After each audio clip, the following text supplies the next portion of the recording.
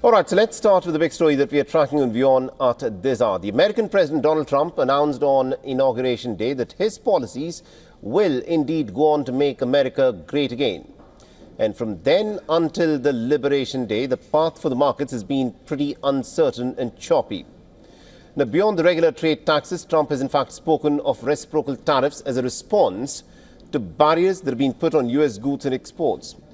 The Trump and the White House administration have moaned repeatedly about the unfair trade practices from partners, causing huge imbalances with the United States. Now, the president has been arguing for his plans to enact tariffs and has said that instead of taxing our citizens to enrich other nations, we will tariff and tax foreign nations to enrich our citizens. But most economists disagree that tariffs will enrich the American people, and real-world examples of tariffs working that way are very rare. The consumers in the tariff-levying nations often suffer in these deals because prices invariably rise. Now, analysts say that tariffs artificially raise the cost of doing business, which depresses the overall economic production in the form of lower gross domestic product. Now, artificially higher prices and fewer goods sold for the consumer, this means a reduction in purchasing power. Now, Trump's reciprocal tariffs on Wednesday have provoked world condemnation and fears of a possible recession and stagflation.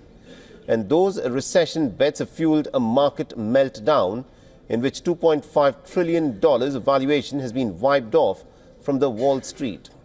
The Asian stocks also showed deep losses as the investors braced for further pain across the global markets.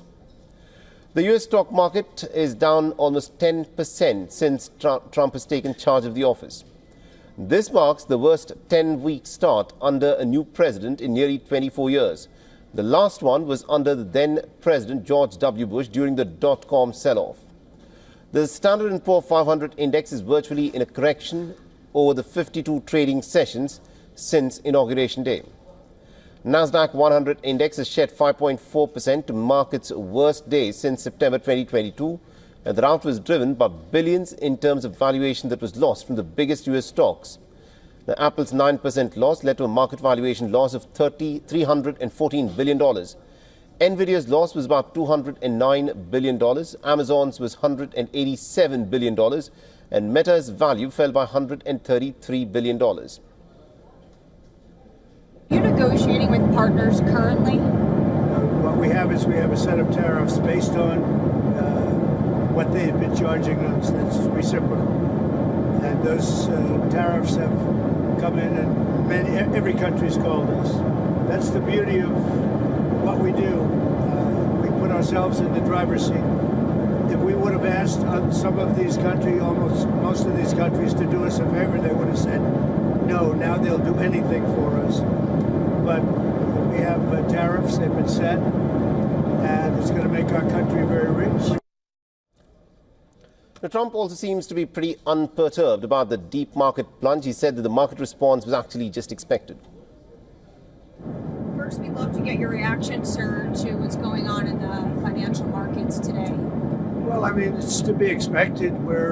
This is a patient that was very sick. We really inherited a terrible economy, as you know, with a lot of problems, including loss of manufacturing and plants closed up all over the country. You know, we've lost 90,000 plants since NAFTA, if you think of that.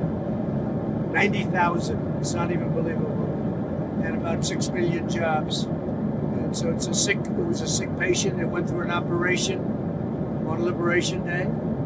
And it's going to be a booming country, a very booming country. It's going to be amazing, actually. And we see it because we have trillions of dollars committed to come in, trillions. All right, now to give us more perspective on this, we're joined by Dr. Suyash Bhatt, the Director at Academy for Finance, Technology and Innovation, is joining us live from Dubai. Mr. Bhatt, thank you very much indeed for joining us here on WION. Now, the question that is on everyone's mind is the fact that the markets have reacted with a lot of shock. It's all been red ever since Donald Trump announced those tariffs. In your assessment, are we heading into a recession because of this tariff war that Trump has unleashed? Yeah, so good evening. I think I mean, the summary that you gave captured a lot of things that have already happened. I believe tariff in the history, if you see, there was a Smoot-Hawley Act which was passed in 1930 as a measure of protectionism by the American government at that time. That was famously called as the Tariff Act, and it was during the Great Depression, and it was to protect the American economy. And it after the passing of that act, or in imposing those tariffs, the world trade went down by 60%. And this time, I think there's nothing going to be. I mean, I wish I'm wrong, but I believe these tariffs are going to unleash really a very unknown kind of space where all the countries, where you had a world order, you had a World Trade Organization, where the US actually brought in China and wanted to have a rule-based system, Right. is completely being turned upside down. So, and when you impose tariff, you need to understand that when America imposes tariff on other country, and when goods come inside the country, these goods are going to be expensive in America. So it will cause inflation in the American economy. And you can see in the market that just in one day, 2.5 trillion US dollars worth of wealth is eroded. And for how much? To save or to bring $600 billion worth of gains from these tariffs. So Right. I'm sure this will really unfold, and it's really uncertain time that we're going to get into. All right. And slowly we are heading towards a recession, yes. Right. Now, Not just US recession, but a global recession. interesting. But in your assessment, what do you think the impact is likely to be on India? Because the Commerce Ministry has said that it is studying the clauses of these tariffs, and considering that India's neighbours, such as China and Bangladesh, have had much higher rates of tariffs imposed by the United States, can India actually take advantage in these uncertain times? Right. So, see, in last 20, 30 years, we have become a part of this globalized economy.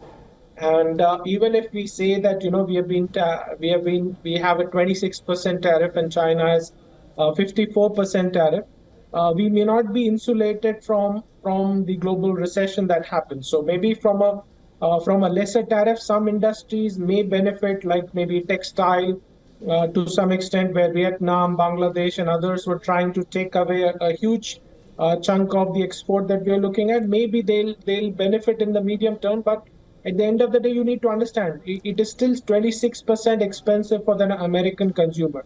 So Right. if you just take a simple example of Indian economy, see the IT sector. IT sector is not going to get affected directly.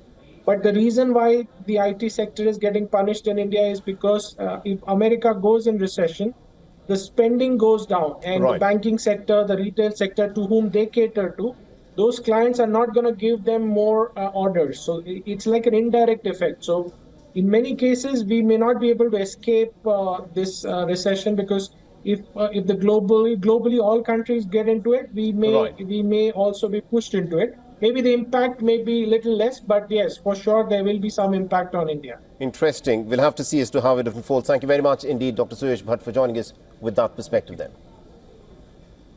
Thank you. Now, the American President Donald Trump's sweeping new tariffs has drawn a wave of reactions. Listening to what the top global leaders have had to say on this.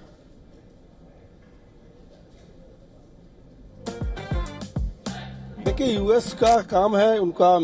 is the US's job and President Donald Trump's responsibility to look out for Americans, because the citizens are their first priority. Same way, India's Prime Minister Narendra Modi's first priority. Let's wait and watch the differences that arise because of the tariffs. We will examine its impact and how to deal with it.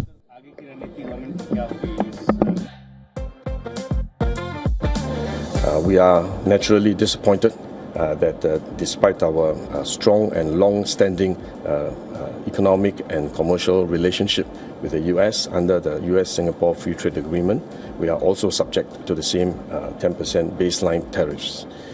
The US-Singapore FTA has been a very important FTA for both countries, and has benefited the US significantly.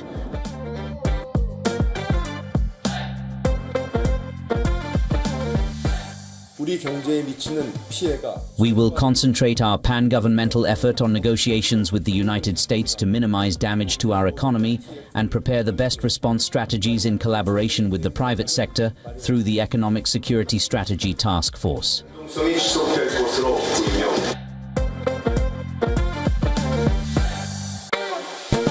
Following this announcement, we have once again conveyed to the U.S. government that the recent measures are extremely regrettable and have strongly requested that they be reconsidered. We believe that the recent measures and other broad trade restrictions imposed by the U.S. government could have a significant impact on economic relations between Japan and the U.S., and ultimately on the global economy and the multilateral trading system as a whole.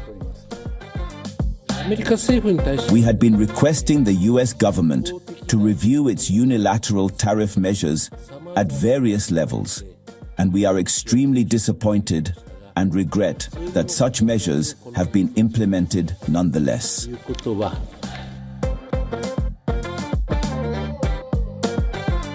The president in America is completely free to plot its own economic policy under the, we respect sovereignty of nation states, and that's not a surprise that this is the agenda they've wanted to run with. We disagree with that agenda. We don't think that is good for global trade. We don't think countries do well when there are high tariffs and when there are trade wars.